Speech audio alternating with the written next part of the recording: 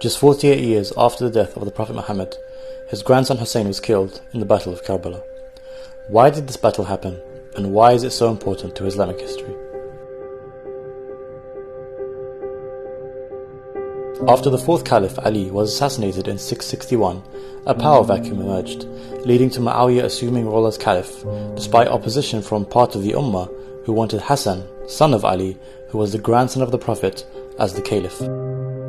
To avoid further bloodshed after years of conflict, Hassan signed a peace treaty with Muawiyah. This treaty stipulated that Muawiyah would not appoint a successor after him. In the year 670, Hassan was assassinated, leaving his brother Hussein to take on his duties.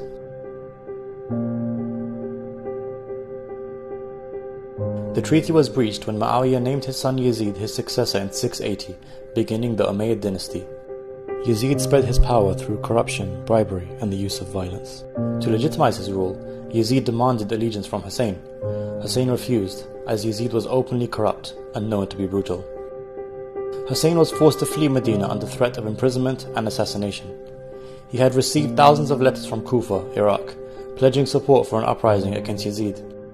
Of his refusal to pay allegiance, he said, "I am ready to fight for the sole goal of seeking the reform of the Ummah of my grandfather, the Prophet of Allah.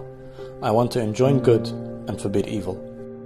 Hussein first went to Mecca for Hajj, but then left to avoid violence and preserve the sanctity of the holy city.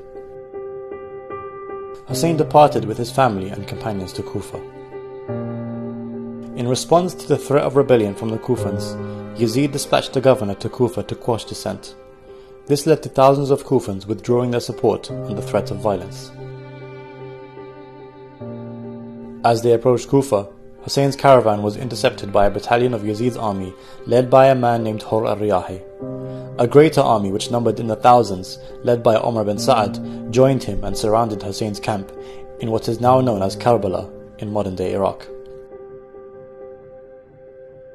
The army cut off access to water for Hussein and his family, leaving the men, women and children to suffer from days of thirst in Iraq's blistering desert heat. The army demanded allegiance from Hussein, threatening him with death. Despite all the odds, Hussein refused to back down. On the night before the battle, Hussein told his companions that they were free to leave, but they pledged to stand beside him in the face of certain defeat.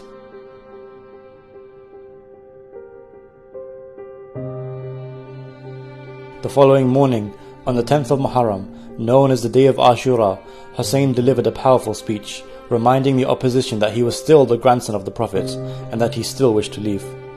Moved by Hussein's speech, Hur abandoned Ibn Sa'ad's army and joined Hussein's.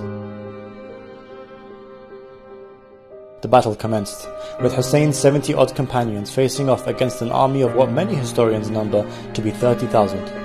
The companions of Hussein fought group by group and were martyred on the battlefield. Eventually, Hussein was left with a handful of remaining family members. They too were killed. Hussein, now with no one beside him, pleaded with the enemy forces for water for his 6-month-old baby.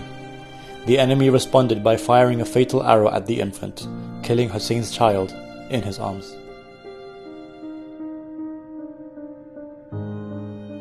Hussein buried the child and bid farewell to the women and children of his camp. He fiercely charged into the battlefield, where, after fighting valiantly, eventually fell from his horse and was surrounded by the enemy soldiers. The grandson of the Prophet was brutally attacked from all sides and beheaded.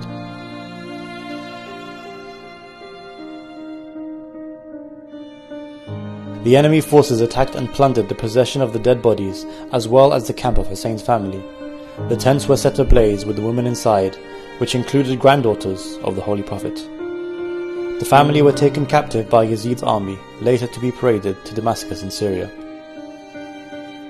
The story of Karbala shook the Muslim Ummah as news spread, launching several uprisings across the Muslim empire. Many argue that the Battle of Karbala forever changed the course of Islamic history.